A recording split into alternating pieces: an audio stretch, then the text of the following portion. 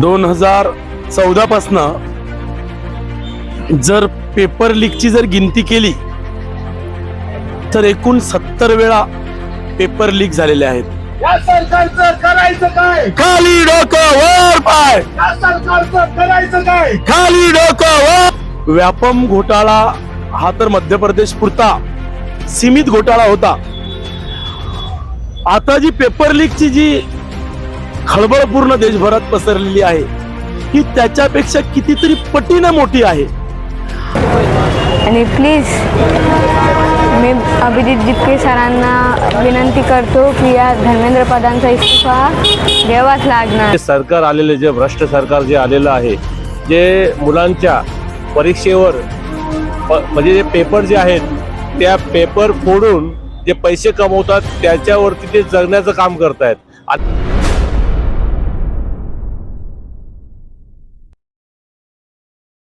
सध्या देश जो आहे तो शैक्षणिक भ्रष्टाचारामुळे जो पोखरलेला देश म्हणून समोर येतोय आंतरराष्ट्रीय पातळीवर.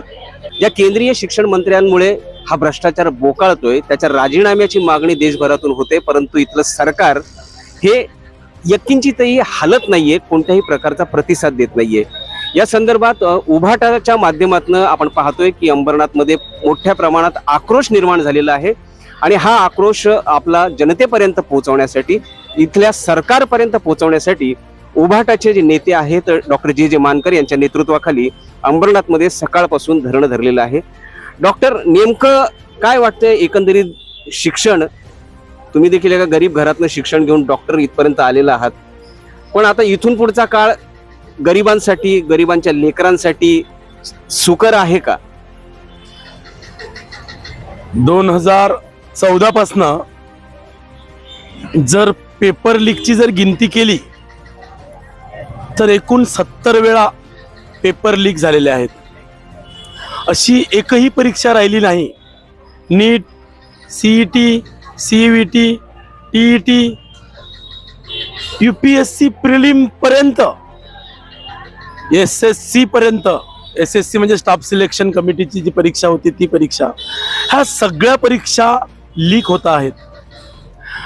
आणि या लीकच्या माध्यमातून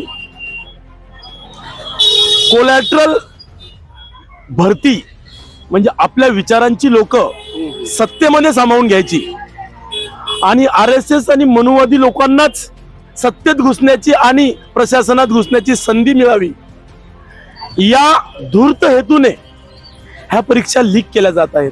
काही वर्षांपूर्वी व्यापम घोटाळा असा देशभर गाजला होता, जगभर गाजला होता, त्याची पुनरावृत्ती होते का? व्यापम घोटाळा हा तर मध्य प्रदेश पुरता सीमित घोटाळा होता. आता जी पेपर लीकची जी खळबळ पूर्ण देशभरात पसरलेली आहे ही त्याच्यापेक्षा कितीतरी पटीने मोठी आहे आणि कितीतरी वेळा याच्या विरोधात संपूर्ण देशात आंदोलनं झाली, आवाज उचलला गेला, परंतु हा केंद्र शासनाचा जो मंत्री आहे, शिक्षा मंत्री धर्मेंद्र प्रधान यांच्या आशीर्वादानं आणि फायनली शहा आणि नरेंद्र मोदीच्या आशीर्वादानंच हे सिस्टम पोखरण्याचं काम या भाजपा सरकारचं चालू आहे आणि त्यामुळेच ह्या परीक्षा वारंवार लीक होत आहेत. दिल्लीमध्ये देखील या आंदोलनाचा सहभाग तुम्ही नोंदवलेला होता, पण सरकार आहे आज पाहिलं की सोनम वांगचुकचं त्यांचं आंदोलन देखील चिरडून काढलेलं आहे. लोकशाही जिवंत आहे? लोकशाहीचा गळा दाबूनच हे शासन सत्तेत आलेलं आहे. कारण EVM घोटाळा, त्यानंतर election commission of India, SIR, ह्या सगळ्या गडबडीमुळेच हे लोक सत्तेत आहेत. त्यामुळे आता लोकशाही जिवंत आहे की नाही हा प्रश्न तर दूर, परंतु आता ही सत्ता हटेल की नाही, कारण आपण कितीही निदर्शनं करा, आंदोलनं करा, लोकांमध्ये अवेअरनेस आणा, परंतु जर इलेक्शन कमिशनच त्यांच्या खिशात असेल, वोट चोर गद्दी छोड हा नारा सुद्धा लावून झालाय. कारण वोट चोरी करून हा जो सरकार आहे हा केंद्रात बसलेला आहे. शिक्षणासारख्या पवित्र क्षेत्रामध्ये पण अशा पद्धतीनं गाळ वाढतोय. नरेंद्र मोदींची काय भूमिका असली पाहिजे? पण नरेंद्र मोदी हा फक्त बाहुला आहे. खऱ्या अर्थाने त्याला पंतप्रधान राहण्याचा कुठलाही अधिकार नाही, कारण देश फक्त शहा आणि RSS चालवत आहे.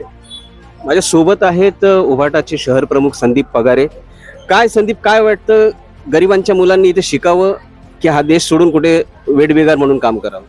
गरिबांच्या मुलांसाठी जो परीक्षा असतात त्या परीक्षा पास झाल्यानंतर त्यांना कुठेतरी न्याय उपलब्ध होणं गरजेचं असतं. परंतु काय आहे की जे सरकार आलेले, जे भ्रष्ट सरकार जे आलेलं आहे, जे मुलांच्या परीक्षेवर म्हणजे जे पेपर जे आहेत त्या पेपर फोडून जे पैसे कमवतात त्याच्यावरती ते जगण्याचं काम करत आहे. सरकार जे आहे वेगवेगळ्या ठिकाणी आंदोलनं चिरडून काढतंय. अनेक मुलांनी आत्महत्या केल्या, आंदोलनकर्त्यांना मारझोड होते, जबरदस्तीने आंदोलन जे आहे ते तोडण्याचा प्रयत्न होतोय, उपोषण तोडण्याचा प्रयत्न होतोय. हे जे भित्र आणि भ्रष्ट सरकार आहे हे घाबरलंय, हे सोनम वांगचुक सरांना घाबरलं आहे.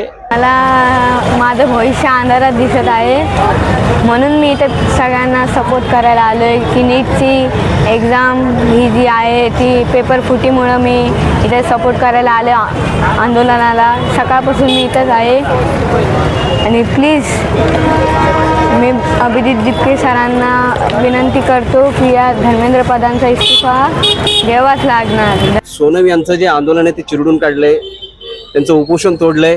पुढे काय? जेव्हा सोनमजी वांगचुक उपोषणास बसले होते, 9व्या-10व्या दिवशी अभिजितजी दिपके आणि यांची टीम त्यांच्या पत्नीला भेटायला गेलेत.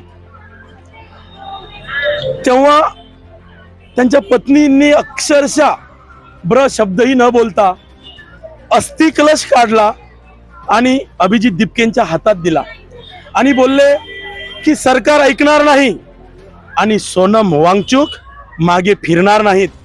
आज एवढं क्रूरपणे त्यांना हॉस्पिटलमध्ये ऍडमिट केल्यानंतर सुद्धा सोनम वांगचुक यांनी अन्नाचा कण सुद्धा अजून खाल्लेला नाही. त्यामुळे सोनम वांगचुक हे मागे हटणार नाहीत जोपर्यंत धर्मेंद्र प्रधान राजीनामा देणार नाहीत.